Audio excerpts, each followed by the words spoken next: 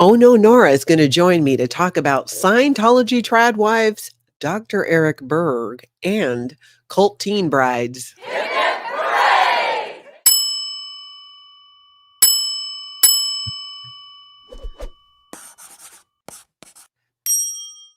Hey, everybody. Welcome. I'm Natalie, and this is Scientology Life After a Cult. Big thank you to everybody here in the chat, members as well. Thank you so much for being here. Your support means everything to me. And big thank you to the moderators who are going to be helping out today. As we go along, if you have a question, maybe put question in front of it in all caps so we can see it and keep an eye on those, because you might have a lot of questions, because we are really going to get into it today. This is a conversation I have been dying to have. We're going to look at this from a couple of different angles, and Oh No Nora is joining us. Woohoo! Aloha, my friend. Aloha. Aloha. Always good to have you here at Alohatology. Right? It's Alohatology. I love talking to Nat, guys. If you guys didn't know, we actually are friends in real life, and we have a good time. This is a joy to be here, and this is going to be a spicy topic. This is exactly. Looks like Aaron's here for part of it. What's up, Aaron? What is up, everybody? Okay, now this is a huge topic on the internet and across YouTube for some time now. This idea, this concept of trad wives, also known as traditional wives, which is when a wife takes a traditional role of staying home and taking care of the kids and her husband and all of those things. And let's be honest, it's a traditional like 1872 wife. This is not like 1950s. But it's not even 1950s. I mean, if you asked your parents, Nat, if they were still with us here, if you asked your parents, or I asked my mom, did your mother do this stuff? They'd be like, what the fuck are you talking about? What fantasy land is that coming from? None of that was happening in the 50s. Right? A little bit. Not but you're the right. Homemade bread to make French toast and shit. Or churning your own butter. Yeah. Or that's what I'm saying. This is like really like an 1870s, Western frontier trad wife with better equipment, right? Yeah.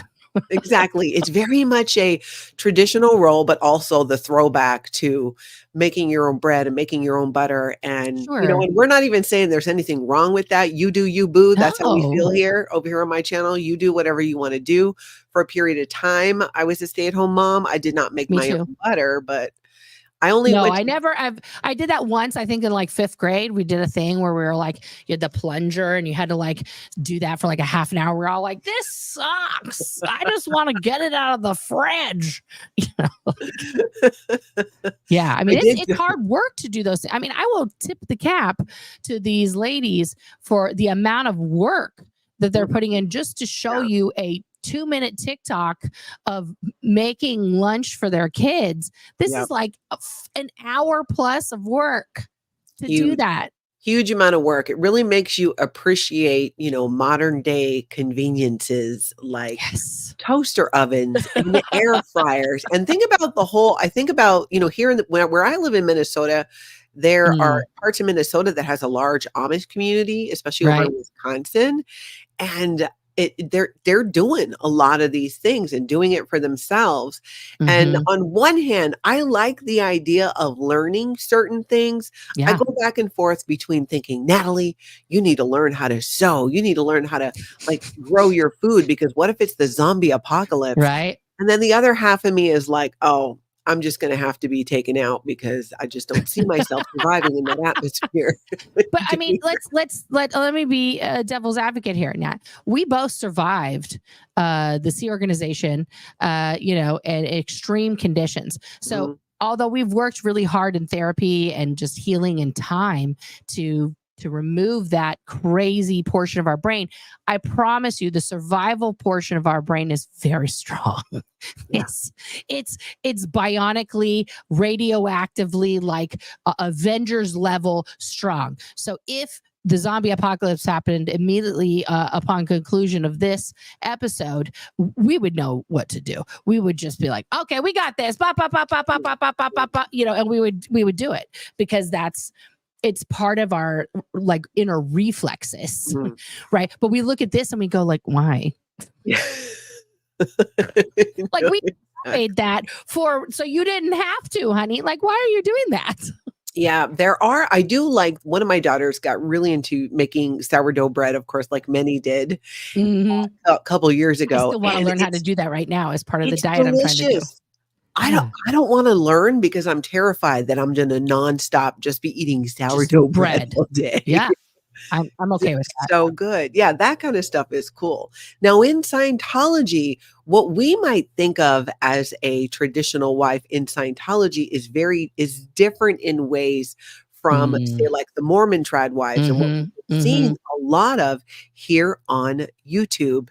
And we're going to take a look at a very specific marriage with Dr. Eric Berg and his wife, Karen Berg. He is a YouTube content creator here and Scientologist.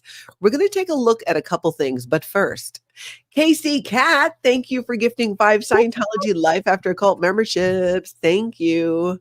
Hip, hip, hooray. Yeah, that's awesome. I appreciate that. So what I want to do, we're going to get into this because many of you may or may not know that both Nora and I were teenage cult brides in Scientology. So Nora, tell us a little bit first about you. How old were you when you got married? What were the circumstances? How long did you date, etc.? Okay, I was 19 and I got married to Jeremy Krushko, who he worked at the HGB and I worked at Celebrity Center. So we didn't really like see each other all the time. And he was the Mimeo officer. So he was like the guy in charge of like these big old printing presses, right? Yeah. The thing about him was like, at the time, again, I was under the gun because people were like, you're the gay. Just say it. Just say it. And I was like, I'm not. So after, and it was one of the events, I'm pretty sure it was like, I feel like it was August. So it might've been like Auditor's Day-ish, but it was a big event. So we were at the shrine and like, he just started talking to me. Yeah. And I thought, oh, okay. Well, I guess he's like, it was dark. So I couldn't really like see him that well. I was like, okay, he's cute-ish, whatever. And I was like, oh, he's interested. Okay, this is perfect. So we talked the whole bus ride home and everybody was like, why? Like all my friends were like, you're not serious about this kid, right? And I was like, why? What's wrong with him? And these were all people who had known him since he was like a cadet and were like trying to tell me like, he's weird, he's that, ew, gross, and I was like, no, you don't understand him. He's so sweet. So we continued to like, he would send me notes through the message system, and just pop up at random times to like see me during CSP and stuff like that. So I think it was probably about, I want to say like a month we were dating. Right. And we had these romantic encounters, like I had my mom's car, one CSP. So we drove up to like Mulholland to like kiss and stuff, as we do. Yeah. But you can't like, guys, making out in the Sea Org, if it's anything more than just kind of like passionate kissing, then you are RPF'd. Like there is no touching, even over clothes. There's no like rubbing. There's no dry, doing nothing, just kissing. So much kissing. And he was an okay kisser, but I was like, and then he told me he loved me and blah, blah, blah. And asked me to marry him. And of course I said yes. After just a few weeks? After I think maybe four tops. And again, I was getting a lot of pressure from my friends to like not do this. So we then I found out I was going to Flag for training in November. So then we had to like move up our plans to get married to like the week before I went to Flag.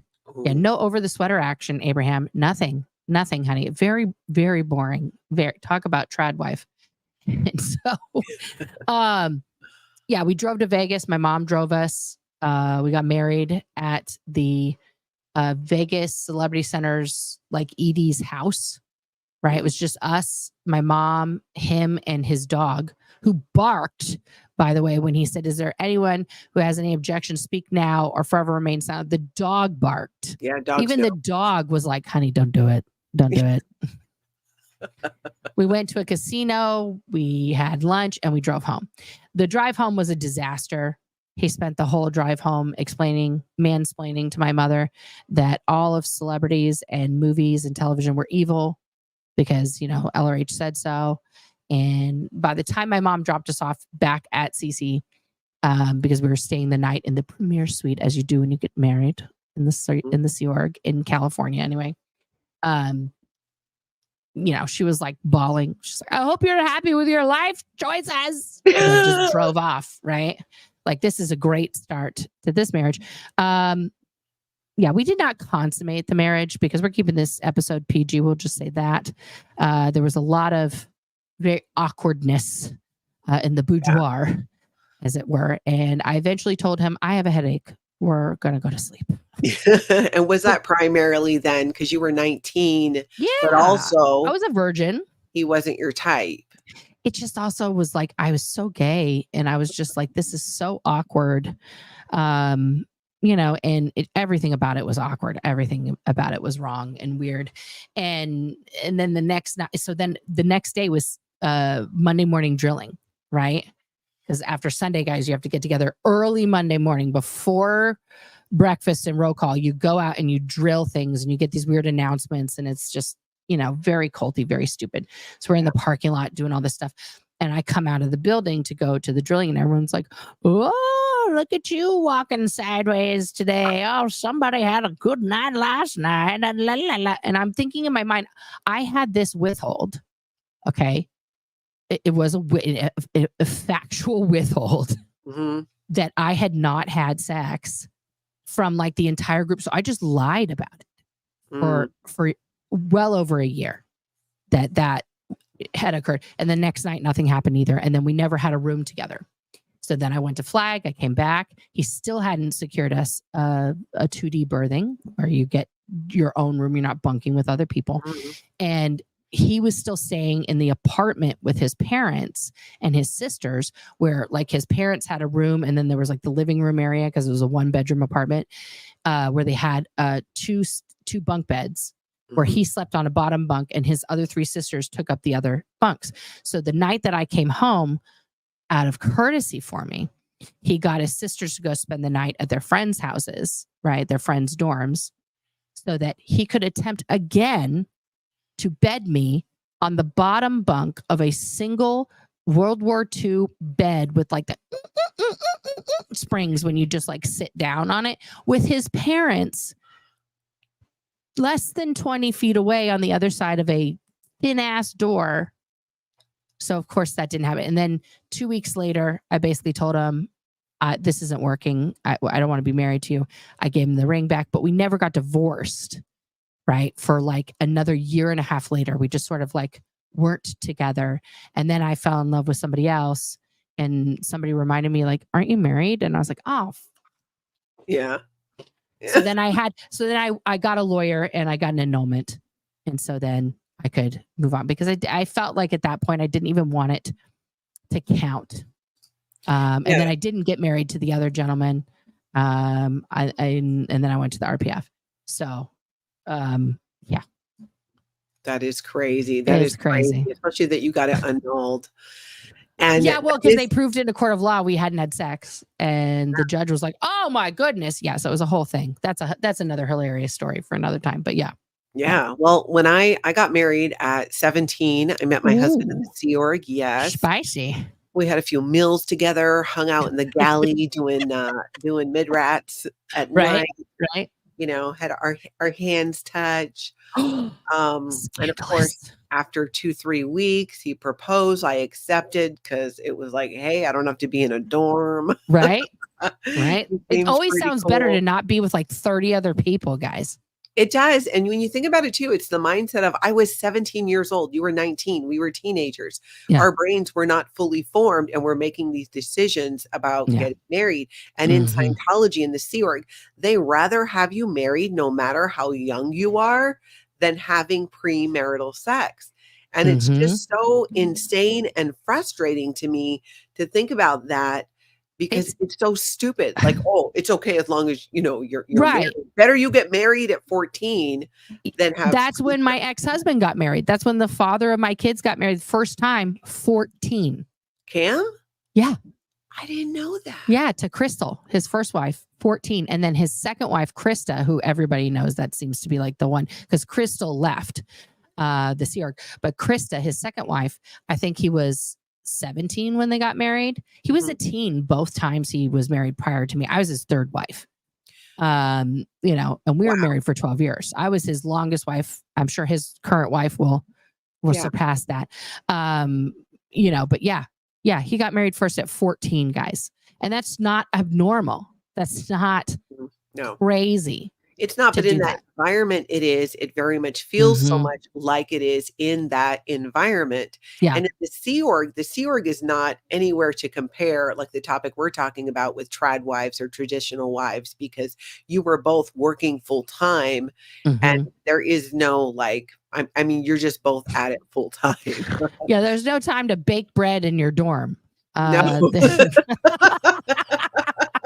Can you imagine if people had put in like a CSW, like, you know what I need in my dorm, guys? Situation. I love bread.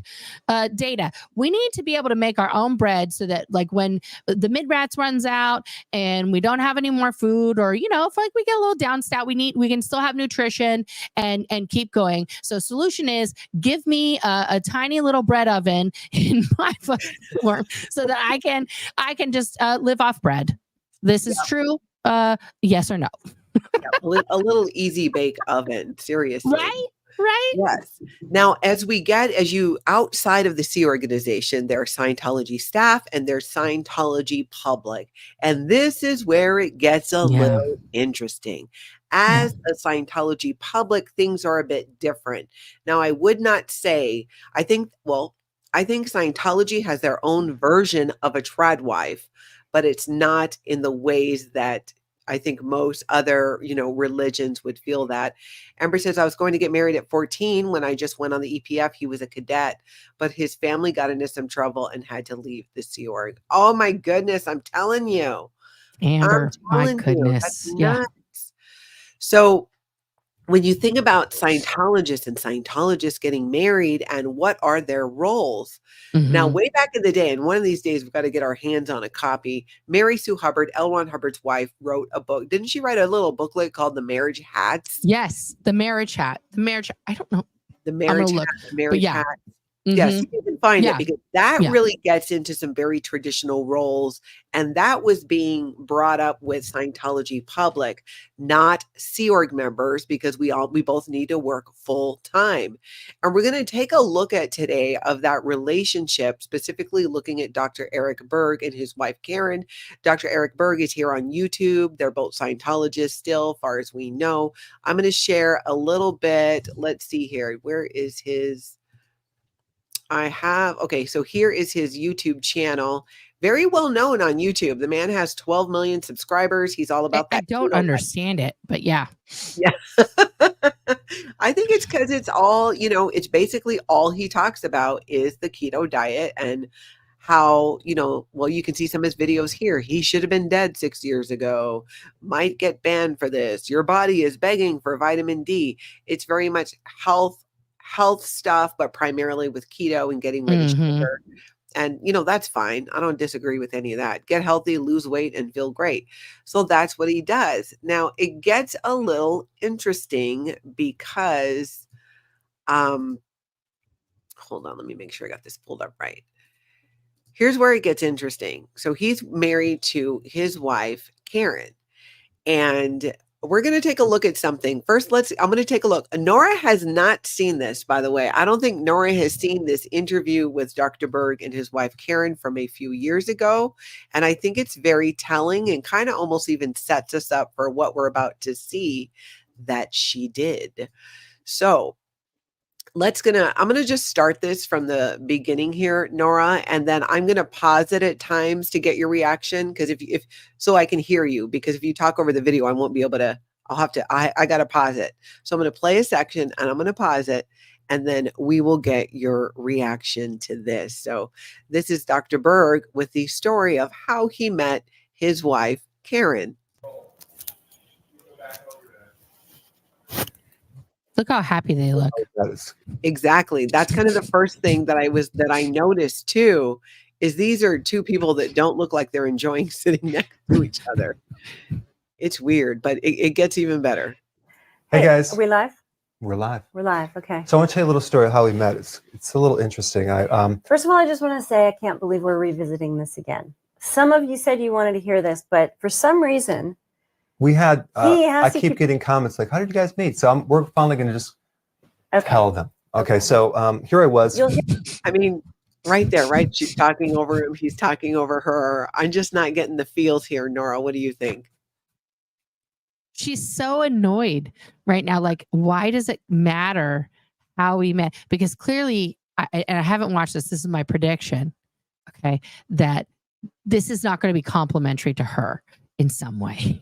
Because like she doesn't want this told. So like my only thought is like, oh, she's like, fuck. You know, like, so well, we'll see. We'll see. Yep, a little part here might surprise you. It takes a bit of an interesting turn. Hear the truth on this side, which is my version, which is over here. So here I was in San Diego. I was just starting out as a chiropractor, and so I didn't really know what I was doing. So I went to this swap meet. Okay, swap meet is like a place where they sell different, junk food and things, or junk material and other stuff too, some cool stuff. And so here I am, I'm at the swap meet, I have this little booth and I'm checking people, right? Mm-hmm. So I'm in my car, my Nissan Sentra, eating a banana at the time. And then I see this girl come by, and it was Karen with her boyfriend. So I checked her. My ex-boyfriend, actually. Oh, okay, you're with your ex-boyfriend. I actually went to the swap meet to find a chiropractor because I had some back trouble, and my roommate said that sometimes there were chiropractors doing screenings at the swap. Yeah, Nora, when you're looking for a medical professional, do you head straight to the swap meet? Okay, now I don't know what year this was because they didn't say, but for some reason, okay, obviously chiropractors, big in Scientology. We already know that through Wise and other things. For some reason, they've glommed on. And I would love for us to do a deep dive on the history of chiropractic, because that in itself, like I could go off on a whole tangent right now because I got down that rabbit hole one time. It is insane in the membrane where chiropractic came from, what it is actually an offshoot of, and everything else. That's amazing. But so we know there's a lot of chiropractors. True story time. In the 80s, okay, a lot of Scientologists were doing business at swap meets, selling all kinds of wares. My father was one such Scientologist, very big on the swap meet scene, selling none other than Suzanne Summers' Thigh Masters. Okay, which is where I learned some of my very early people skills and selling techniques, is when I would be visiting my father in Los Angeles, in the Los Angeles area. He would take me, such father-daughter bonding time, to the swap meet and, get me to demonstrate it to adults passing by and then sell them on it. I had a great sales pitch on the Thigh Master, but it was not uncommon. And this is like we think of a swap meet now, it's just sort of like, but like in the 80s, swap meets were like the bomb diggity dong dong. Like you go there, there's all kinds of stuff. There's furniture, there's food, there's apparently medical professionals. People call it more commonly flea market today. Right. But it was like a big deal, especially like the one, I'm trying to remember where it was. They used to hold one at the Rose Bowl in Pasadena. They used to hold a huge one at the LA Coliseum. And then of course, down in San Diego and stuff. So they put them on in these big places. So it kind of gave it a little bit of prestige, and you had to pay extra to have your little booth in those places. Right. So yeah. I'm not surprised that she was just trolling a swap meet in the 80s, trying to find herself a doctor. Get me. Sounds legit. All right, here we go. Swap meet. Yeah, I was like the screening king. So anyway, checked her. I think she was the only person who came in at the time. That was the beginning of my practice. I had no patients. She was like one of my first patients. Okay. She comes in. And yes, it is against the law. Look how irritated he looks as soon as she cuts him off. Yeah, because she's going to explain this was not legit. Yeah, this was not against the law. Like, who does that? You're on a live stream. with your doctor husband, and now you're going to spill the beans about who he dated and married a patient. Right. And look at his face. I mean, it's all, you think like they wouldn't have talked about this beforehand. Like, how did this work out? And in watching this and reading something that, by the way, people, stay tuned, because I'm going to share something with you, a report written by her that's going to blow your mind. And it's so cringe. It's so cringe. So let's watch more. To hit on and date your patients. But this was the 90s. This was the 90s. That's why. In all fairness, my insurance had been used up and we were no longer, I don't know how to make this right, but I don't know where you're going with that. It was legal. But anyway, so I didn't have any patients today. So I pretty much gave her a consultation that lasted all day. It was an all day. It must have been hours of, oh, let me do some x-rays here, x-rays there. So anyway, things. You put me in a hospital gown. How did he get x-rays at a swap meet? Well, then she started seeing him as a patient at his practice. He was a new chiropractor. Right. And I think it's also important to note they got married early on in his career, because when you guys hear what we're about to share next, the biggest question you're going to be asking yourself is, how are these two still married? And I think in part because she's been with him since the very beginning. So if they get a divorce, half of his wealth. Take everything. Absolutely. They live in California, yo. Absolutely. And he's making all his money, not as a chiropractor, but as a YouTuber, as a content creator. Yeah. That's where his money's coming from. Okay, we just got a little bit more of this. I never knew a chiropractor to do that. Well, that's what you do when you take x-rays. Okay. Yeah. So anyway, she started coming in, she started getting improvement, and I was interested in her. So I decided to ask her out. And the first opportunity that happened was she comes in, she tells me that she broke up with her boyfriend. Disagrees. So in my mind, I'm like, she already disagrees. You see her shaking her head? Yeah. Like, she's like, he's like, I decided to ask her out. And she's like, yeah, no. She's already pissed. She's pursing her lips. Like, these two are having a lip purse off. I'm loving this. Yeah, truly. They really seem like they can't stand each other. I mean, even sad. people here are saying, Jesus, they hate each other. Yeah. They do. It comes across like that. It really comes. When was this video from? How recent is this? Let's see. This video, it says that it's 6 years ago. Okay. Which it seems older based on just the quality of the video, but who knows? Right. 6. Well, technology changes every 25 minutes now, so it's all good. That's true. Yeah. That's true. All right. Let's see. She's probably hinting that she's single now and asking me out. That's what's going on in my mind. Any guy would say that, right? No. But so basically, I ask her out and she says, I get rejected. Okay. I get rejected. Okay. I said, would you like to go to lunch? And then she says, well, no, you'll probably bill me. Okay. So this is the truth. How it really went down is that when I say just broke up, I mean, like in the parking lot, there was, an emotional moment, and I came in for my doctor's appointment and I was still a little leaky. Okay. So she basically goes on to talk about how she makes it sound like he took advantage of her as a patient because she was in this vulnerable place. And you watching this going like, this is such a train wreck. This is such a train wreck. They're doing marriage therapy right now, and they don't even know it, because she's like, no, actually, I was a wreck. And then you were like, I like you, please. It's me. Like, that is creepy. It's bad. It's bad. Like, first of all, you're never, just for FYI, if you're in any form of medical profession, legal profession, there are strict rules of conduct in those professions, right? You are never supposed to engage with your clients or your patients in a sexual manner. Like, you can lose your license. Thus, we have the guy from Child USA who was bound to get down with more than one client, who now those cases are being called into question. His whole law license is up for grabs there in Pennsylvania. So it is very serious. This is not like, well, we were friends by that point, and so like I eased into it. Like, if you think your patient is hot, you either have to tell them, like, you can't come see me anymore as a doctor because I'm into you, which would be the ethical thing to do. Or you have to be like, off limits, not going to go there. Yeah. It's one or the other.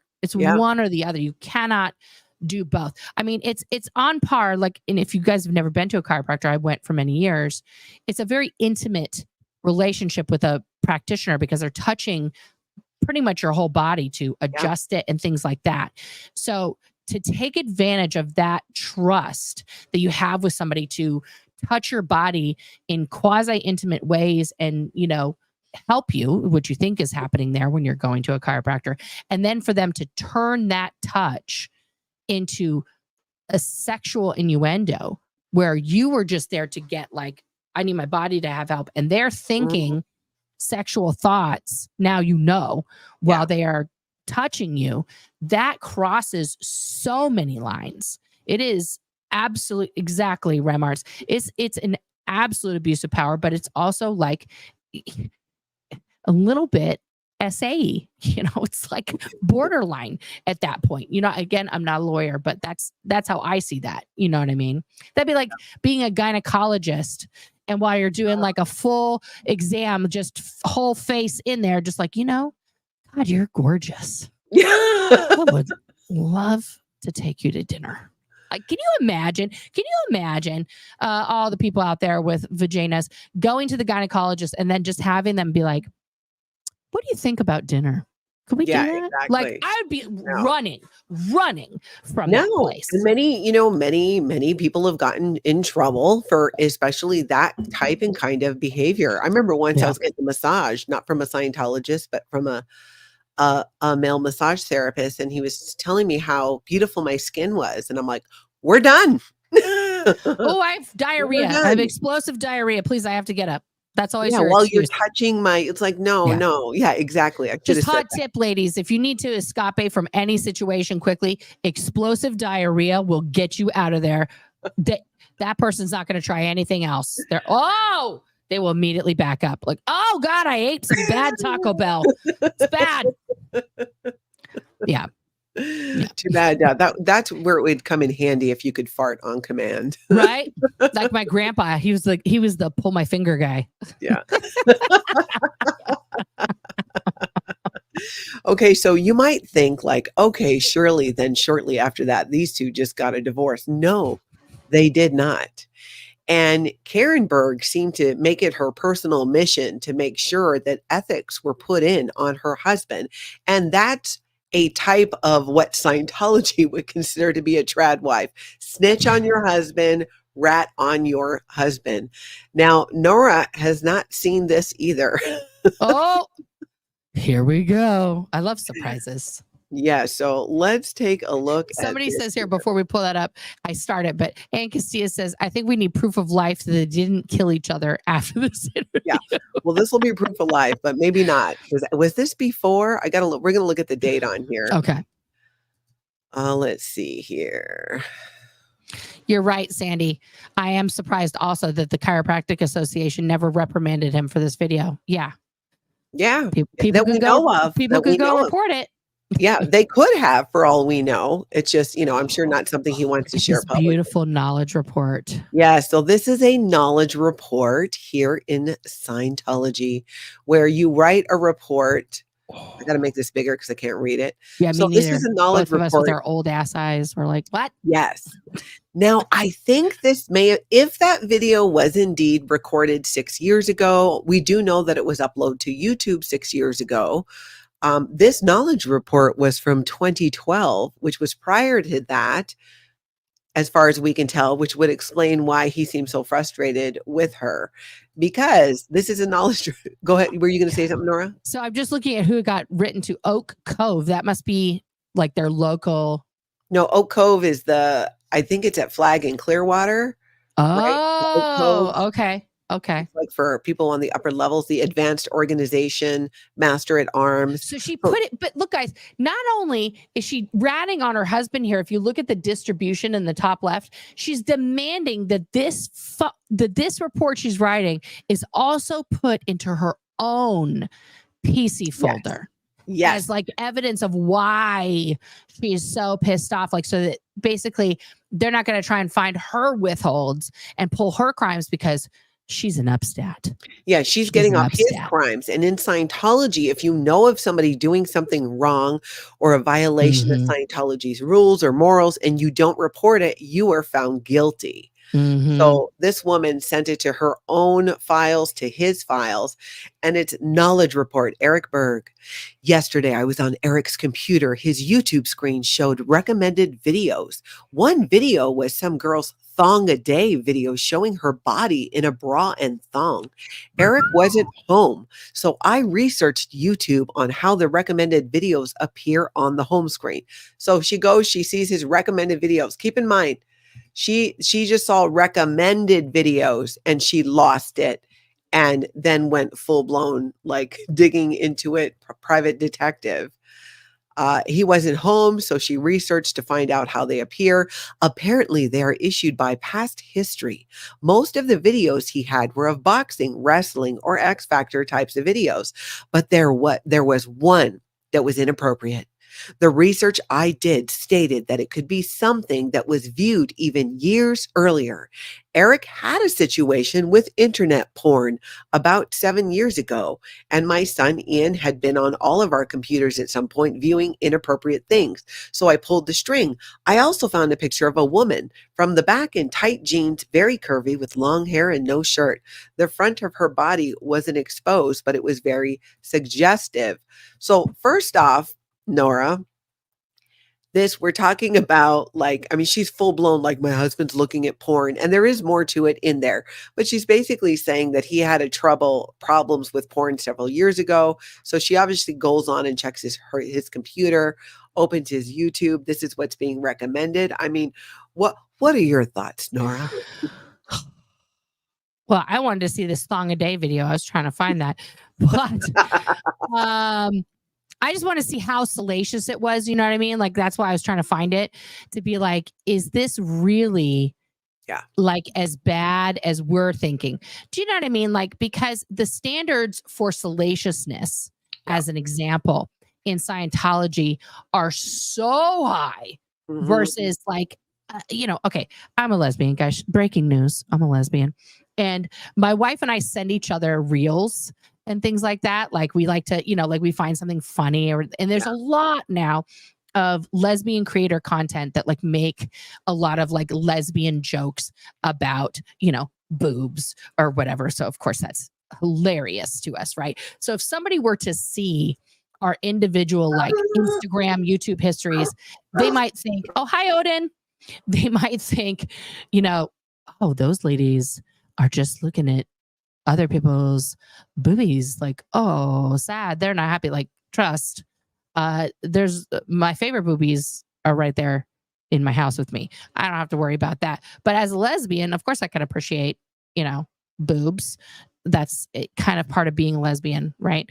But like, I can imagine this thong a day thing, because I really can't find it. I don't know if that was the title. I found a couple things that are like, thong things, like but if it's like a lady who's just literally wearing swimsuits, that would be enough. Do you know what I mean? Like, if it was just a woman who is like, I like thongs, and then she's just like in her bikini, like, I'm sorry, that's the cover of Sports Illustrated swimsuit edition. You know what I mean? Like, okay. They have a different, it's definitely, it's weird. I can even remember being on staff in Seattle. I was a Sea Org member on staff there, but we wore regular clothes. This is before uniforms came out for staff. And I remember being almost constantly a junior of mine and me, and we were both in our very early 20s, so like 21, 20, about, our skirts, and our skirts were too short, and they really weren't. Just being made to feel like we were doing something wrong by virtue of being women and having boobs and bodies, and like somehow we were supposed to keep it completely covered up, or it was our fault. If we got unwanted attention. That definitely seemed to be kind of like how things were seen, I think, in Scientology, because I know after my essay, that's what I was told and led to believe, is I must have done something to make him think that I wanted that. Like that was what Scientology said to me afterwards. And it's so ridiculous. So to see her kind of go off on what seems like something that's really not that much, but she gets into it further, Nora. She gets into it further. Oh, I'm ready. Okay, hit me with the hard stuff here. I'll hit you with the hard stuff here. You got to scroll up and then zoom in. I know. How do I scroll? Oh, you got to scroll up first here. Okay. It's there like you go. looking at images with your grandma. Okay, you're not my grandma. That's right. Not your grandma. Definitely not, Nat. Yeah. This was the fun part because here she is on. I mean, can you just like imagine being a fly on the wall? She's in there like he's just come home from work, guys. Let's set the stage. She's sitting in front of his, CRT monitor. Okay, high tech. It's 2012, and she's got some things to show him. She does. She says, when Eric got home, I showed this to him and asked him what he had been looking at that might result in this. Because remember, it was suggested videos. She didn't open it and find, a video like that open. These are suggested videos. He said that sometimes he looks at comedy bloopers like Benny Hill type things where a woman might be in it and her dress blows up in the wind or something. He stated it's not porn, but yes, it's inappropriate. I asked him what else, and he said absolutely nothing. Then I mentioned the half-naked girl in tight jeans, and he said, well, I may have looked at some of those. Again, I asked him, was there anything else? And again, he said no. I asked him if he was masturbating to anything, and he said no. Guys, masturbation is the worst crime in Scientology. He could have been having an affair with one of these internet girls. Like he met her, they went out for a date, they had sex in a hotel. That would be less of a crime in Scientology than him thinking about another woman and masturbating. Yeah. I want you guys to wrap your mind around that a little bit because, did you ever, you don't have to answer this question now. I mean, I've said it out loud. I'll be vulnerable. I was so scared of masturbating, guys. I was so terrified of masturbation that I didn't actually touch myself until I was 40. Wow. Because I was 40 years of not really knowing what I liked, what I felt like, what was, it's the forbidden zone. Don't be in touch with your own body. Don't understand yourself. Don't know who you are, or, whatever. It's so insane. And it's a way to, again, especially for women, okay, to keep you in this forever trap of whatever happens to you, that's normal. Even if the partner you have, in this case, in Scientology, would only be a heterosexual partner. So as a woman, if you're with a man and he does very unusual or hurtful things to you during sex, that's normal because you don't know anything else. You don't know what it's supposed to feel like. You don't know how you are supposed to experience it. And so it's a way to keep normalizing abuse, especially for women. Yeah, definitely. So let's see. She goes on here. So after she accused him of self-pleasuring while watching it, he still said no. And you'll notice she's using Scientology interrogation tactics where she varies the question and continues to ask it over and over again. She basically is, what are your crimes? What are your crimes? I mean, that's pretty much what she's doing. So she says, when I pulled more, and pulled more means in Scientology that you pull, like there's a string hanging out. What is that? And you pull on it to get the truth, and you pull on it. So you pull more and more, interrogating the person. When I pulled more, he said that he doesn't search for it, but it's a video that would be on the sidebar of something else he was watching, like wrestling or boxing. Yeah, that totally happens. And sometimes there's a video of a girl in jeans, no other data, and he's just, quote, just curious and clicks on them. I did not get the data of what the videos then showed. He insists it was not pornographic, although he didn't clarify that there was no nudity. He said he has been clicking these videos on for the past 3 months or so, only maybe twice a month. I mean, come on. So this is where she kind of gives the backstory. Eric had an extensive situation years ago with internet porn and clearly is not able to discipline himself to not click onto provocative or inappropriate videos, searching them out or not. Now listen to what she's saying. he clicked on a video that had an attractive woman on it because he was curious, because they pop up during his wrestling videos, which of course they do. It's called an algorithm. And I'm sure that the YouTube gods understand that someone who's watching wrestling and things like that might be a male who might be interested in some cute women. And so that's what gets populated. And she's just vilifying that in a way that, this is something, Nora, I'm curious as to your take on this. In Scientology, it's so not okay to look at their idea of what is pornographic and what I would consider to be pornographic are very different. I've told you guys the story a million times, how I got in massive trouble in Scientology for doing a class called Strip Fitness with no stripping. It was a fitness class on a pole called Strip Fitness. And I got in huge trouble for it.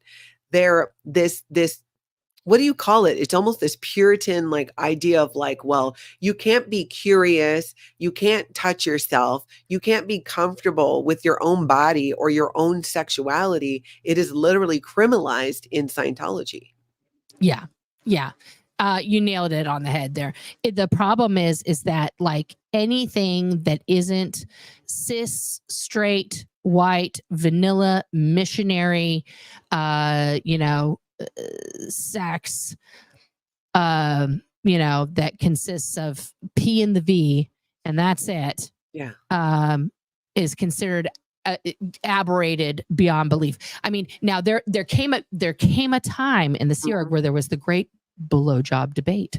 Okay. Oh, that's right. That's right. Because there was a faction of people who were very strictly like, it's not a bad thing. And of course, these were all men. But I'll never forget the day when Renee Duzak pulled the whole tech team aside and sat us down and was like, I just want you all to know that if you are giving or getting blowjobs, you are outqualified for it. And I'm going to tell you guys that the women, now I was not married to a man at the time, and I've never, ever done that. Even when I was married to a man, that's a whole other story. But the women were like trying not to laugh, and the men were like, okay, but does that, are we sure? Is that like an appealable rule? Or what about just the tip? Is that like they were shook. Like she went on this whole roll for like 10 minutes about how aberrated it was, how disgusting what they were doing to their bank, and like all this. I mean, it was like, it was as if you went to a Christian like hellfire sermon. Yeah. Right? Nora, did they specify, if it was both ways in terms of oral sex, or specifically? Who thought somebody was, giving cunnilingus in the Sea Org? Nobody thought that was happening. Like, let's be honest, Nat, let's be honest. Did that come up? Was your husband in the Sea Org like, we could try it? From what I recall, yes, but I was at a lower level org. It's only at certain level orgs where I think they really got into that, like Celebrity Center and International Management. You didn't go up the line that way if you were doing that. And think about it. We're talking about where, like, we're talking David Miscavige. Right, which just tells us why Shelley has disappeared, guys. He was not, going down under. Not going down south. And I'm sorry to all the men out here who are in relationships with women. Please, go watch American Pie, something like that. Figure it out. Get a diagram. It's important. Yeah, it's important. Exactly. And most importantly, here's where Scientology has completely jumped the shark on this topic. L. Ron Hubbard himself, years ago, in a policy letter said, and I think even in the Second Dynamic book, pretty much says, hey, the sex lives of Scientologists, that's not our business. Yet it is totally their business. He's like, oh, we don't care about any of that. We don't care. And that's why people from the 70s will be like, oh, I knew gay staff members. I knew people who were like in a, what's now called like a poly relationship. But basically in those days, it was just called swinging, guys, and all that kind of stuff. And they were like, oh, nobody cared about that. It was like, as long as they showed up on time and did their post and like, blah, blah, blah, blah, blah. But like, that's all. That if you ever got a hold of someone's PC folder, guys, okay, and read through it and could somehow decipher the handwriting, that would be step one. But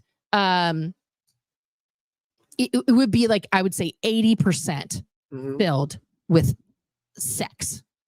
Yeah. It's just the dirtiest things you've ever read. Because a lot of times what happens is you're talking about, something happened to you in your actual relationship, but that didn't clear it up.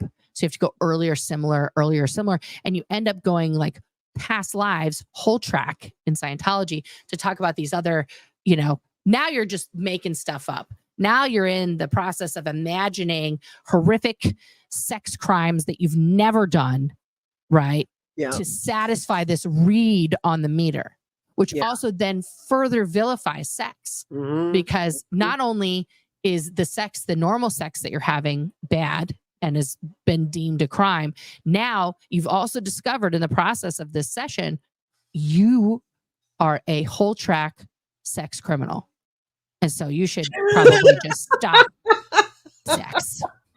I'm going to get sweatshirts made. Whole track sex criminal. Right? Yes. Let's do it. But you know what I mean? Like, how many times did that happen, Nat? Like, let's be real. How many times? Very much. It's your out ethic if it's not totally vanilla. When I left Scientology and after my divorce, I made a list. Some people make a bucket list. I made a sexual bucket list.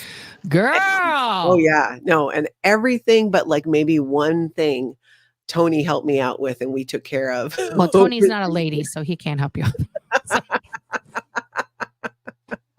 I'm sorry. I made a lesbian joke, guys. All right. But that's the whole thing. It's even when it.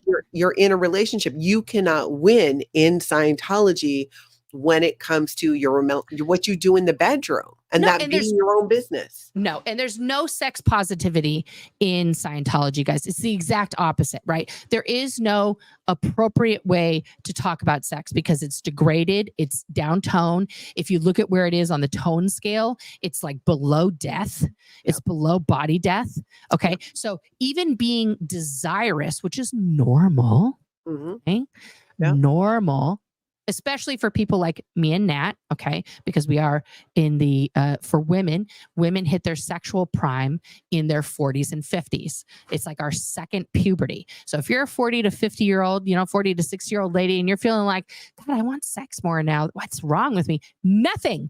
You are right on track, okay? Because guys hit their sexual peak around 27. That's like they're their best. And then after that, they just sort of, like that's why we have Viagra and all these other things, because after a while, the male body is like, I did it, done did it. And boop. And now women are like, hey, when we're not making babies anymore, it's like, now we can just have some fun. Yeah. Let's Howard even criminalized the female orgasm if you're pregnant. Like you cannot have an orgasm. If you are pregnant and you have an orgasm, you are a criminal. You're hurting your baby. You're giving them an engram. I believe that 100%. Did you believe that when you were pregnant? Did I believe it at the time? I wasn't sure. The first time, the first kid, which isn't that just the way? The first kid, right? Oh yeah. Let's make sure no orgasms happen here. Well, that and like even the act of sex while you're pregnant, which not everybody engages in, but if you, there's no shame if you do, because as a pregnant woman, again, this is something that they don't discuss, that they don't tell you, but your OB will tell you that while you're pregnant, you can get very like, I want some more, even though you've already got it's full. Okay. Like we're occupied, right? Yeah.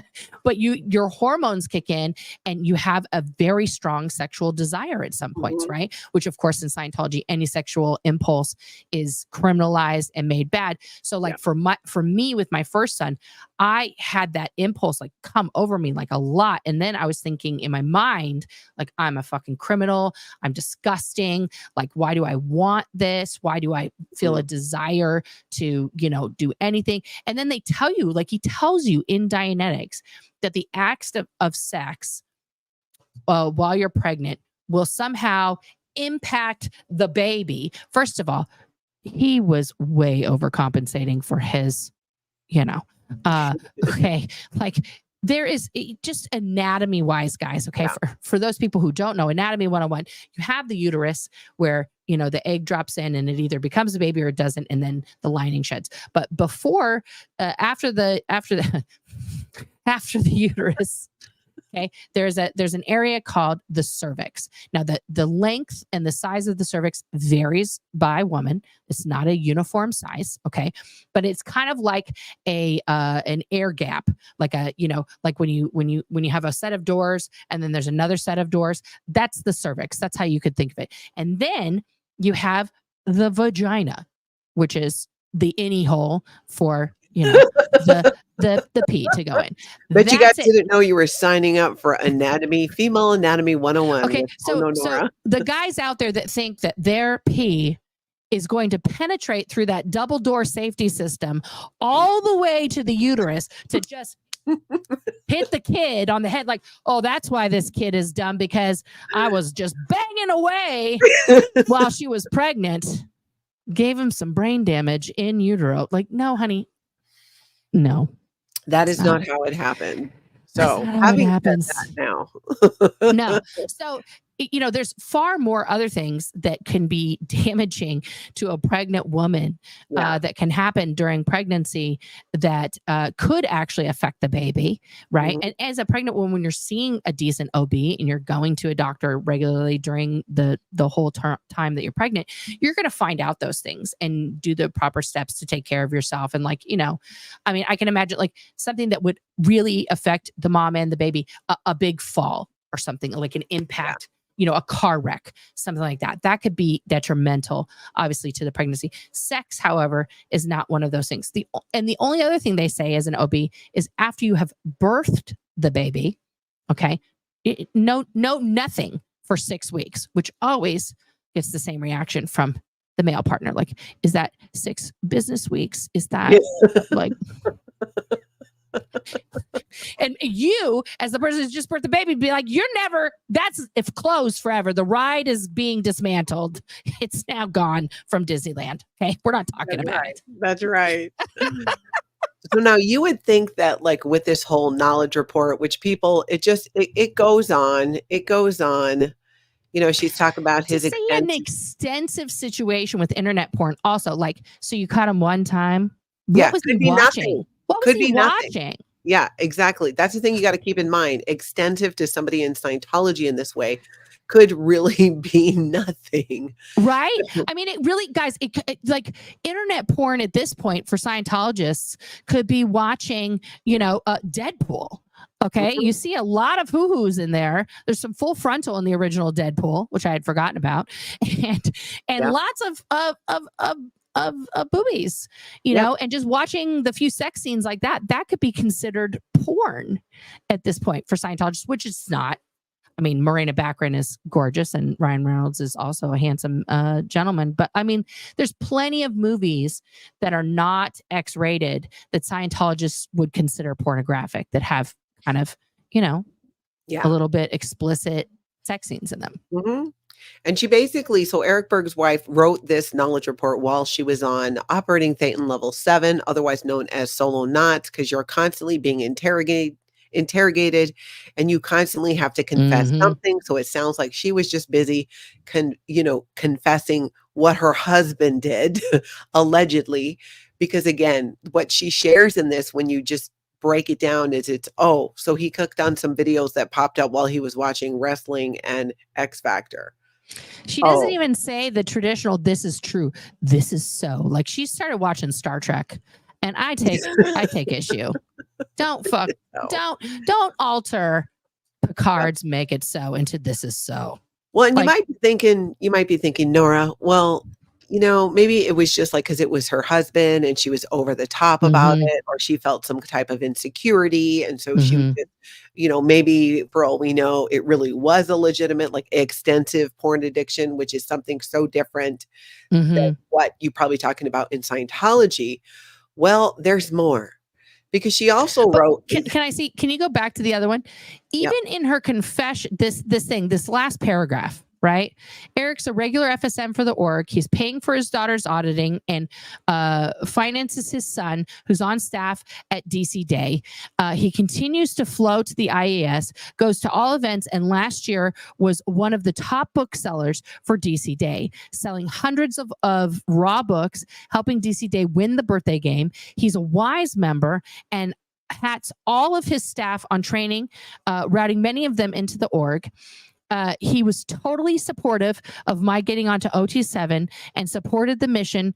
The 8 years I was a mission holder. Eric is an opinion leader in his field and is building a large enterprise. These are all good things, but there's something that needs to get cracked before it takes him out and wrecks the dynamics. Like everything she just listed there should put him as, in Scientology's terms, like an ethics upstat. Yeah. He should have no crimes written against him. But she is so bitter panda that her husband would rather look at a random lady on the internet in a thong than think about touching her sexually.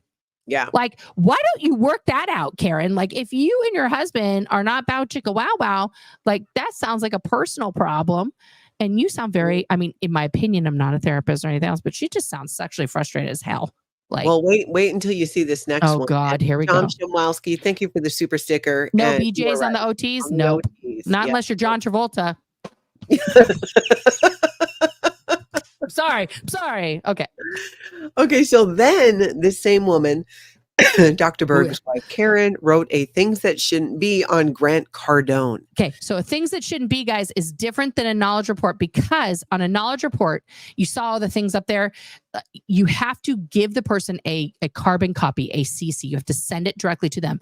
With the things that shouldn't be, it's your little workaround where you can just pop it right in their PC folder and they don't know anything about it until they're hauled into the ethics office to get handled. Exactly. So let's look at this. But first, everybody who's here, if you could head over and show that like button some aloha, check your subscribe and set your notifications to all. That would be highly appreciated. Yeah. So take a look at this. This is a Things That Shouldn't Be, written by Karen Berg. Website created by Cardones with homosexuals on the front page of the site. The Cardones created a website to sell a product that is supposed to create lean muscle mass. It's called Ultramax. Ultramax. The product itself may be a fine product. However, the site they created to sell the product has pictures of gay men embracing and playing on the beach. Such pictures forward aberration and are restimulative. The Cardones are well-known Scientologists, and Gary is mid, operating Thetan level 8. So Gary Cardone is Grant Cardone's brother, or twin, or just brother, right? I think it's his brother. I don't think they're maybe they are twins. I don't know. They look a lot alike. There is a weird solution to sell a product by forwarding homosexuality on their site. And then she gives the website. What's the website? SwissSciences.com. Swiss Science. Okay, we're going to go there. Swiss, SWIS Sciences. SWIS Sciences. So another S. The product link is Ultramax. Since I wrote something to the charter committee, a portion of the site has come down. However, the main page with the pics are still up. So Karen has a huge problem because Grant Cardone's website to sell that product, or whatever it was, we're going to see if Nora can find it, had gays on the cover. Oh, be still my heart. Here's what's up with Swiss Sciences right now. Okay, so what is it? It's for sale. Somebody's trying to sell that domain. So she got to take it down. $4,600. Scientology was like, not today, Grant Cardone. Not today. Not today. Right. Like, that's not insane. Today. That's cuckoo cuckoo, like that, you know. Exactly. They got, and I'm trying to find, I'll see if I can find Grant Cardone. Abraham says, not the gays on the cover. Right, because no offense to the people out there, but if you go to a muscly beach or a muscly gym, and there are a lot of sweaty, big mans in there getting very pumped, a lot of them are the gay. Like, I hate to break the news. Yeah. So, okay, so they have a whole other thing now. It's called, oh God, we got to put this up. This is amazing.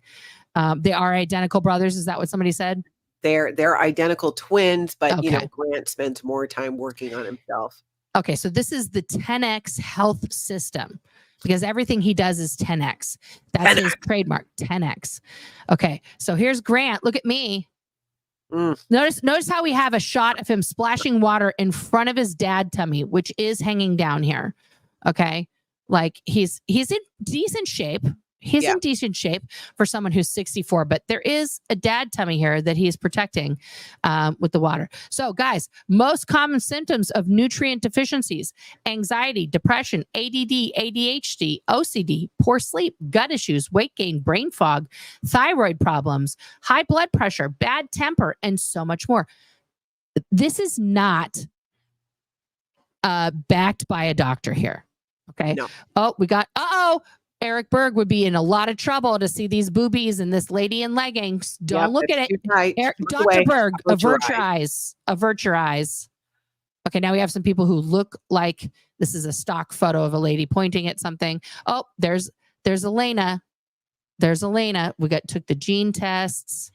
So this is the 10X. I love how he hands out these weird hats to everybody.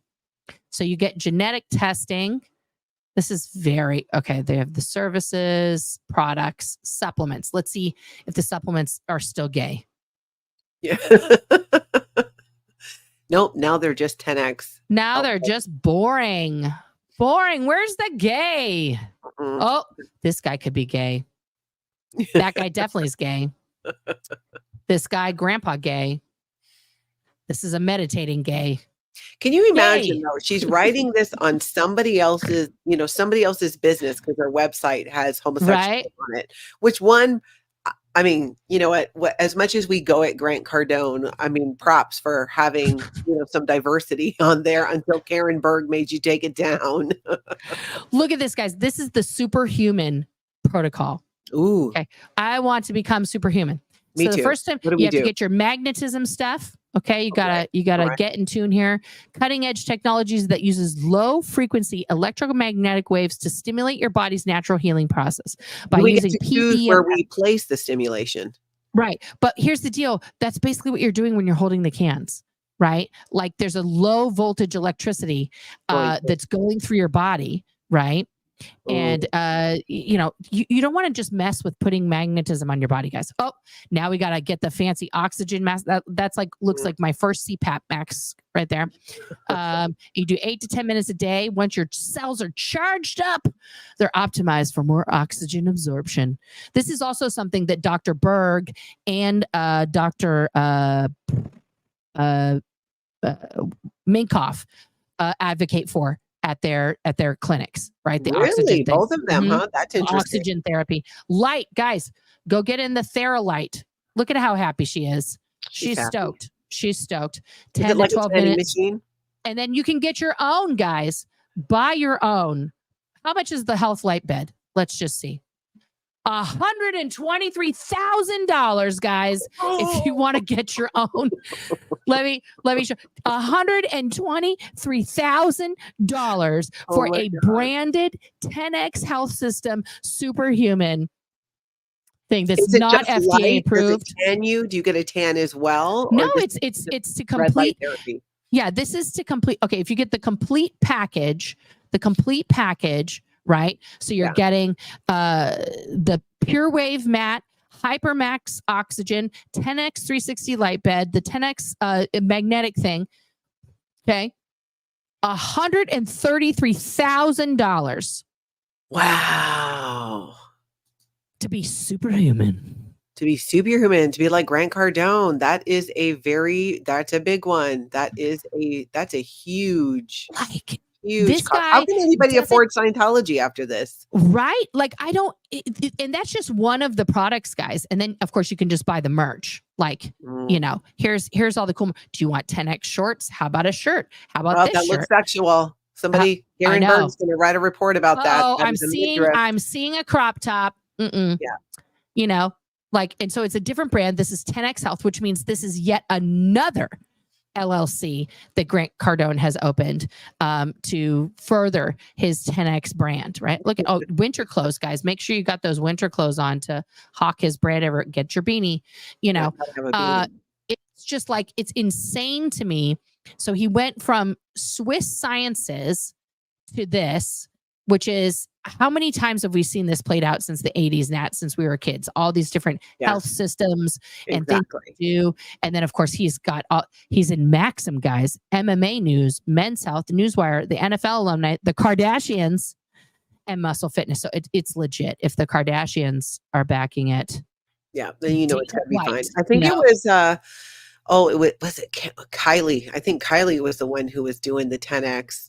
I actually saw that episode where she was showing her red light. Yeah. Because Kylie's the one without all the work, right? Right. Yeah. Well, she has less work. She still had some work. Yeah. So they give you genetic testing, blood testing, IV services, international services, and training. And of course, the IV services, guys, this is another thing. Like, you're dehydrated. You go see one of their professionals, and now you get a cocktail, immune booster, recovery, ozone therapy. Oh, I've got a hangover, let me just go get this little bag of stuff, right? Yeah, there's a lot of IV therapy that goes around town, but I just would not trust a 10X coming from a place like that. I love this comment here, Nora. Casey Cat says, no, and Casey Cat, thank you for the super chat. I appreciate that. Nora, I dare you to go to an open mic night at a comedy club and give it a go. You would be a freaking rock star. Vids or it didn't happen. Okay. Oh, that makes me very scared. That makes me very scared. But maybe I'll try it. I mean, I need to put myself out there, I guess. I don't know. I think you should totally do it. Another thing that I think we should do, there's a couple shows coming up that I'm like all over. And that when you introduced me to one, I'm going to watch The Real Housewives of New York because Rebecca Minkoff's going to be on it. And that's coming out this fall. And I've already made sure I'm all set now with my Bravo. And I already have Hulu, so we can watch this one, which is kind of along the topic of what we're talking about. You told me about this one, Nora, The Secret Lives of Mormon Wives on Hulu. Should we watch the trailer? Let's watch the trailer. Let's do this. Watch it. Then you guys tell us if you're going to watch this too. I love the Mormon church, but there are a lot of rules that we have to follow. We were raised to be these housewives for the men, serving their every desire. Have kids by the time you're 21, or in my case, at 16. Well, I'm like, this. Show me what you're working with. Show me. I created Mom Talk. It's a group of Mormon moms making TikToks. It started with Whitney, Macy, Michaela, and I. We're breaking a norm. We are trying to change the stigma of gender roles in the Mormon culture. That's what scares me. In the church, we have rules for a reason. Macy. And don't they have in the Mormon church too a lot of rules around modesty? I would imagine this is really pushing back. Modesty, and of course, the magic underwear, where if you're supposed to wear it at all times, right? Your garbs, your ceremonial modesty garbs, right? And you can't wear that if you're wearing a crop top or a bikini top. No.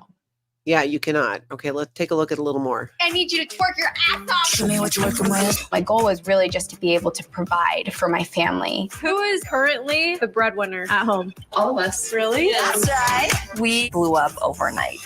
2 million followers, 9 million views. Whoa. It's been really crazy for us. And then it just turned into this whole group is swinging with each other. Wait, what? What? Plot twist. I didn't see that coming. See, I told you you're thinking, oh, okay, it's just Mormon wives. They're breaking some traditions. Like, go, ladies. Don't stay in those gender roles. And then I was like, please keep going. What is going to happen? Oh my gosh. Let's see. A Mormon swinging scandal has hit Utah. No one was innocent. Everyone has hooked up with everyone. Taylor announced that the group was involved in soft swinging. It was like swapping in front of each other, standing next to each other. No. Now there's a fight for Mom Talk. You guys can't keep doing this. The drama's now with the husbands. Oh, you know why the drama's probably now with the husband? Because it's probably making money. Well, they say in there that they're the breadwinners. Yeah, they're making the money with that level of no in Mormonism. And also in Scientology and the Sea Org. I mean, there were female execs, okay, but you still couldn't be a woman. You were called sir. Yes. Right? Sure. You had to say sir to men or women if they were senior to you. So there was no actual acknowledgement of women being in power, having control, having authority, because you were still a sir. You were still a sir. And somebody said once on a live that in the military, a certain kind of military in the US, that women are also called sir. But it's very much, don't you think, in the Sea Org, it really felt like, and in Scientology as staff, that you, again, if you were well endowed, like you needed to cover it up, like this kind of a level of purity culture that is similar in those ways to Mormonism that happens in Scientology. And then you leave Scientology and you find out that L. Ron Hubbard was in a sex cult leading up to releasing Dianetics and all his relationships. And you're like, okay, pot kettle. Like now you've gone to the extreme other side and you're vilifying. I felt like often was the case. It was women. If we dare to express our sexuality, or if femininity was your thing, to celebrate that, or just, feeling attractive, any of that was so looked down on. Because you're what were the words they use? It was like you're creating a distraction. You're 2D flowing. You're at that point, if you were feeling your oats and you were feeling like I fucking look good today, I'm like, I'm gonna walk into this room like a boss biatch and I'm gonna hold my own. And the second you did that, I was like, oh, you're just 2D flowing, everybody. Yeah. You're a terrible human being. You are attempting to throw everybody off with your sexuality. Like this, and this is not something that's like, let's be honest, this is not something that's just prevalent in Scientological think. This is something that's prevalent in society, that women in general, let's be real, get judged on our looks. We get judged on our instantly on our looks, our demeanor, how we're carrying ourselves, the way we speak, and all these other things. So in regular society, it's the same. If you come into a room as a woman feeling powerful, feeling confident, being assertive, you are a bitch, you are cold, you are mannish, you are not feminine, you are, everything that they can think of to become the opposite. Right. Whereas when we see movies, let's take movies as an example, and Matthew McConaughey strolls in, or Leo, or Ryan Reynolds, or Hugh Jackman, or any of these other guys who are considered, the it leading guys, and they stroll into a room just and they sit down and they command the attention of the table. That's powerful. It's strong. It is, commanding. It's all the positive things, right? So the negativity about women was turned up to 11 because we were expected to look feminine, okay, but not be feminine. Yes. Okay. You could not be demure. You could not be weak. You could not be like soft, but you needed to look like you were at all times. Okay. Yeah. So it's very confusing. It's very hard. T and Jenny, I love this comment. The Sea Org sounds like a teen girl getting dress coded in middle or high school because men can't handle bare shoulders or beliefs. Very much so. And not just the Sea Organization on staff. I was a Sea Org member, but my junior, when I was in Seattle, was a staff member.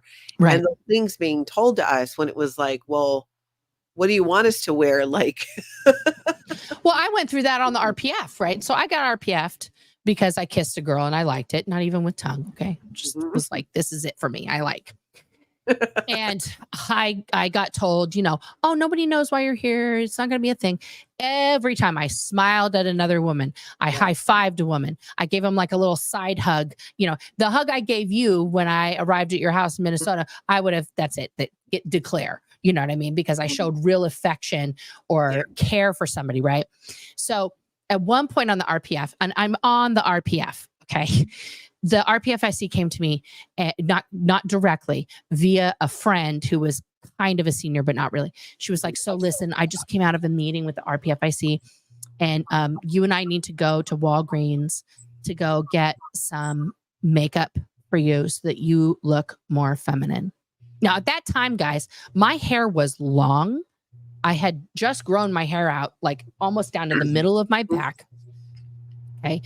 But because wearing my black jeans and gray t-shirt and running and enthusiastically participating in construction emasculated some of the men around me because I was better at it than they were.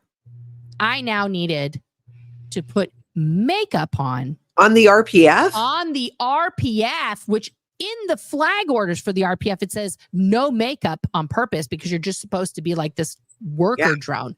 But they wanted me to put on makeup because I was still too masculine. My response at that point, I literally told this person, I said, Sarah, I've had enough. I'm just going to shave my head.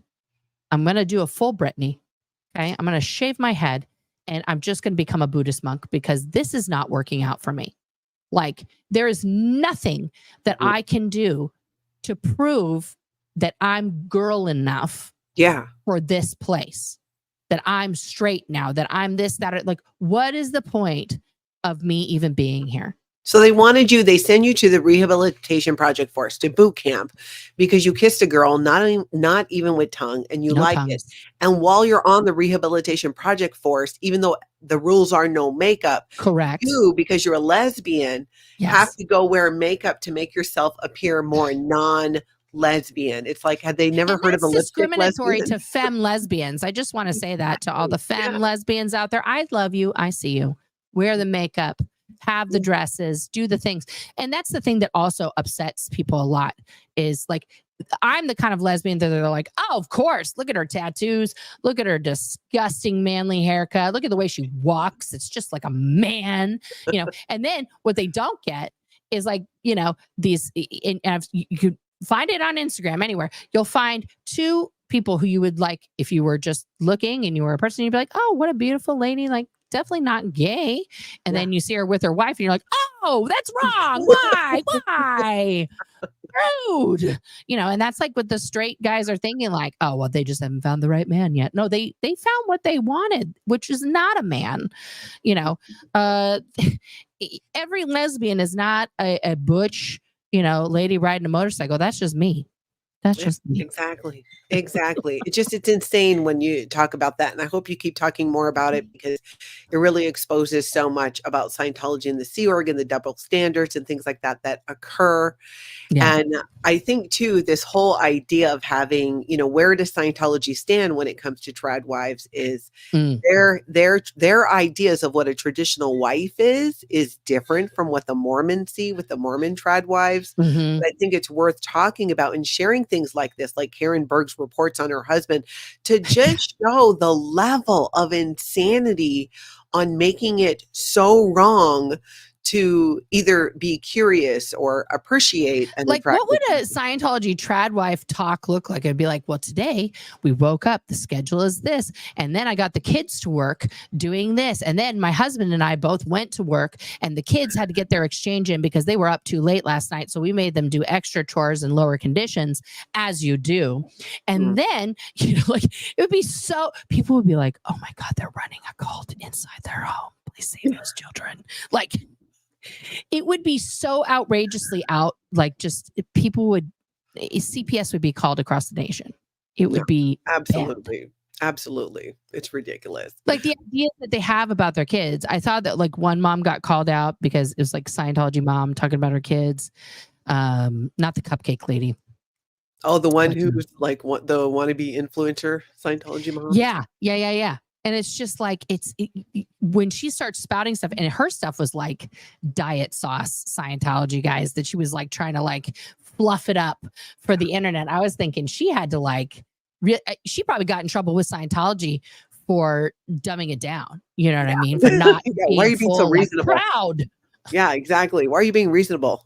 Yeah, exactly. That's it. Being reasonable.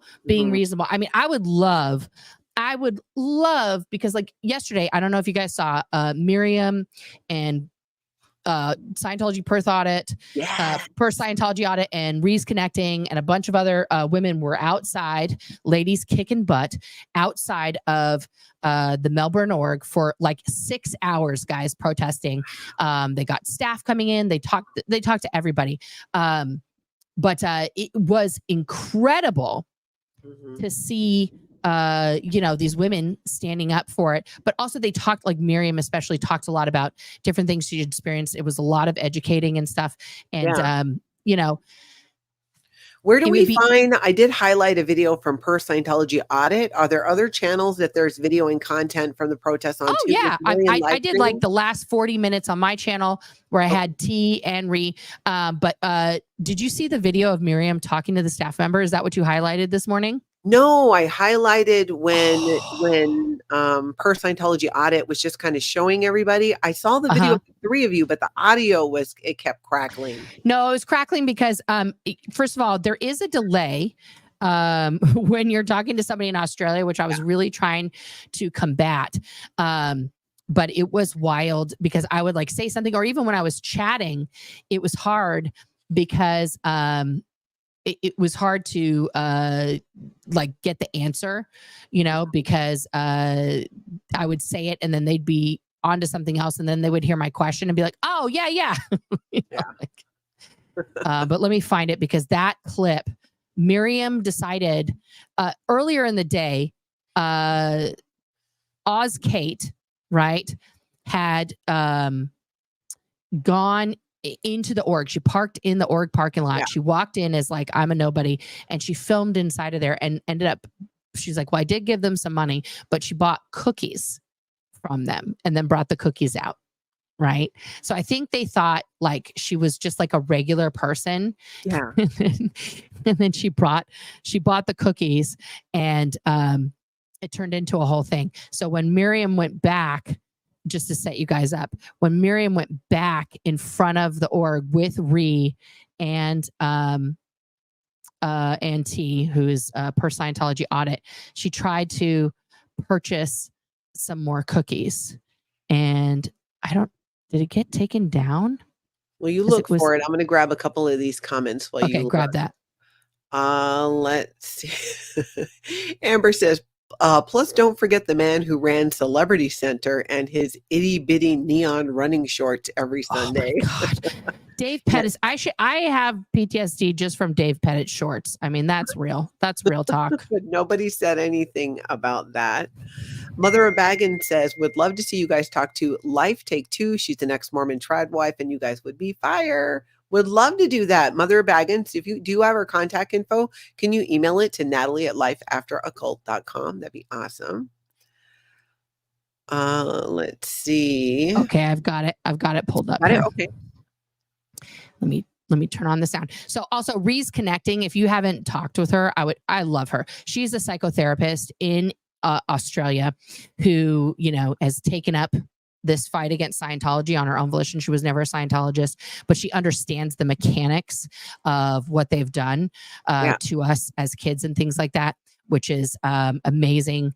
And just her ability to like understand the trauma and things like that. Like I love her so much.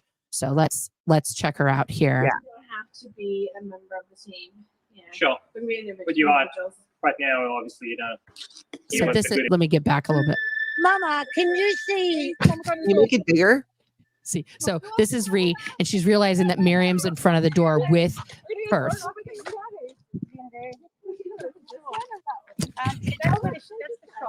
Yeah. You're gonna buy a cookie. Where's the shop? Okay. Oh, cool. So they can warn us for trespassing, and then we say, okay. Yeah. So they're trying to find the cookie shop right now. I'd like a cookie. Oh, here you go. The cookie shop is in the org? No, yeah. You're not? Oh, the cafe? Someone else came in and got a cookie earlier. Oh, okay. Are you just? Is it part of your group? We're not group. We're all individuals. Oh, okay. Yeah. Because we don't have to be a member of the team. Yeah. Sure. But you are right now, obviously, you don't here with the good intentions. So we are here with the best of intentions. Very good intentions. We don't feel like kids should be subjected to interrogations in locked rooms. Look how he steps close to Miriam to try and intimidate her. Yeah. Is this going to OSA? Going on my phone. What's your role? Oh, HCO exec sec. Okay, yeah. And this is the foundation org. Okay. Yeah. You're FEBC trained? Oh, are you one of the people that have just come from Flag with the new? I'm not going to talk about it right now, but you guys do need to leave. You are trespassing. You've been newly fired from Flag. I Fired understand. out on the mission. So you are trespassing now on the ground, so you got to leave. All right. Yep, no Yep. worries. Yeah. Yep. Thank you. Cool. Yeah. I just hope you see what's going on one day. I really do. Yeah. We're here for a good reason, mate. We're not suppressing people. We're safe people. People. I love that. Yeah. I love that they point out they're there for good intentions, not that they're not. Nora, while you have that pulled up, Exactly. could you email me a Yeah. link? Oh yeah. Yeah. See, and Miriam says, Just shove that up your ass. Oh wait, here's the guy with the crossed arms. Ooh, so scary. yeah, I'll send you a link to that. Miriam was like living her. I was so proud of Miriam for being out there, because this is someone who experienced, Yeah. probably every horrific thing that you can in Scientology on the second dynamic in regards to sex and everything else, and was there for her first in-person, protest in Melbourne, along with all those other lovely ladies. Perth Scientology audit T, along with reorganized it. They kept it completely secret because they didn't want, the org to suddenly need to, redo the whole sidewalk, right? And what was sad, Panda, for them is that they didn't know until they'd been there for 6 hours. Like, somebody gave them a flyer that night was going to be a flag world tour at the org, and they were like, oh man, if we had known, they would have delayed their protest till later. But their protest was so effectual, you guys. They had police show up, of course, and all this other stuff. The police talked to them. The police, they had signs say, honk if you think this is a cult. Even the police were honking for them. Like, community buses were honking. Like, the bus drivers were like, yes, so it is super impactful. But to see, the reason why that popped in my mind, just to see these powerful women do this, which is something that Scientology is so afraid of. They are so afraid of you. They are afraid of Miriam. They are afraid of Liz and Lara and me and, all of the women who have come before us, Hannah and Tori and, Karen and Spanky. I'm leaving people out. Obviously, I can't think of everybody's name at one time. But when women come forward and tell the truth about these things that, if you guys think that KR that Karen Berg wrote on her husband was hilarious, how many KRs did you get on relationship stuff, Nat? How many would you estimate?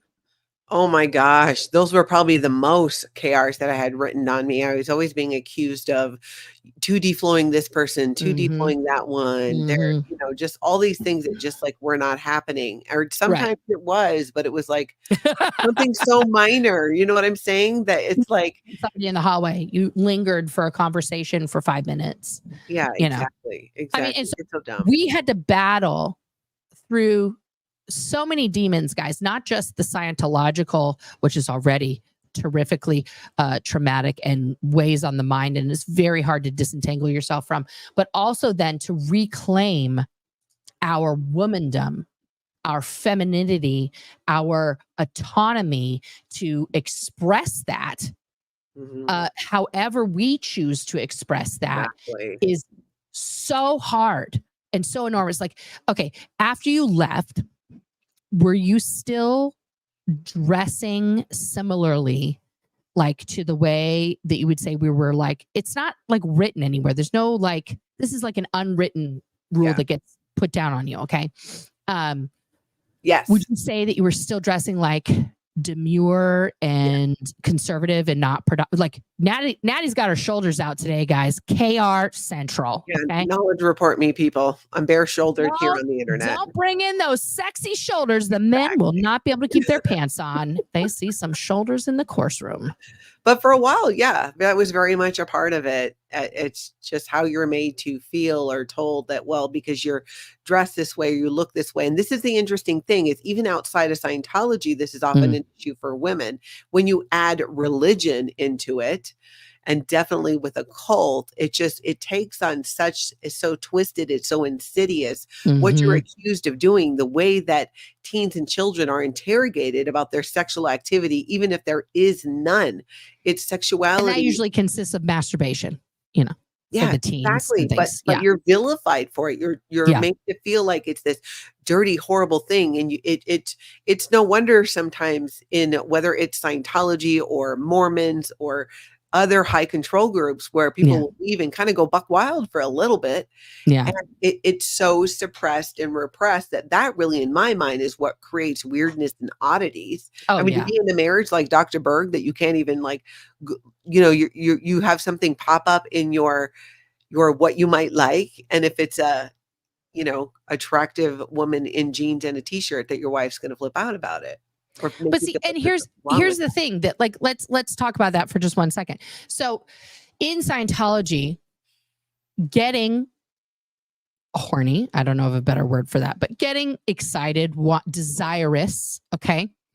In normal society, sometimes couples or thruples or polycule people, whatever, will pop in a tape that's a little spicy to get excited, to, it's what's funny is the pop in a tape. I don't know about that thing, but that I'm not that flexible. Let's talk about it. But like sometimes seeing, that's part of human nature, right?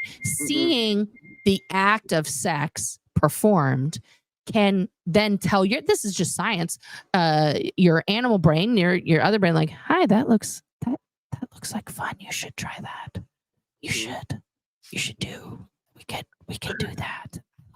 Right. And there's nothing wrong with, especially with your partner watching, something that you're like, hi, and then you are enjoying your partner, right? Like that is, I know I'm so old. I said pops in a tape. Nobody's got a VCR except for my mom now. She literally, guys, still has one of those VCR DVD combos because she's like, well, I have some tapes that I still like to watch. I was like, Mom, Jesus, these things, you gotta move on. But sorry, she had to have one. I had to find one on like Amazon for her. But yeah, you know what I mean? And it's like, if we had dared to watch, even watching like a specific scene in a movie that was kind of like The Matrix, right? Like, remember when The Matrix came out and there's that very sexy kind of orgy scene in the second Matrix and everyone was like, hello. Hi, we could just pause it. Examine, we would have gotten in super trouble for that because it was like, that is making me excited. Like admitting that you get excited or that you're enjoying those sensations. Wrong. Do not enjoy sex, because here's the thing, guys. Sex scientists and doctors and things have let us know that when you have pleasurable sex, okay, it releases a chemical in your brain, okay, that gives you endorphins. It washes actual pain away from your body.